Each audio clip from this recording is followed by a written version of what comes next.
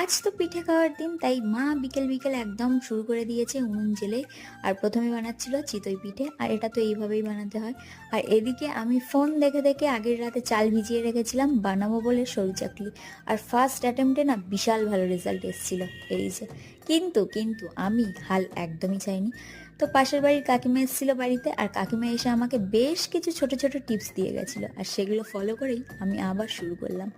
আর যার রেজাল্ট এসেছিল এই যে, দারুণ। এবার আমাকে আর কেউ আটকাতে পারবে না, আমি পিঠে বানিয়েই যাব। তো আমি শুরু করে দিলাম। এবার একটার পর একটা শুধু পিঠে হবে। তো এই যে, আর এবারে পিঠেগুলো না বেশ হচ্ছিলও ভালো। আর এটা ছিল আমার সেই প্রথম পিঠেটা। আর এগুলো ছিল তারপরে, যেগুলো বেশ ভালো উঠেছিল। তাই গরম গরম একটু গুড় দিয়ে নিজে ঝটপট করে টেস্ট করে নিলাম।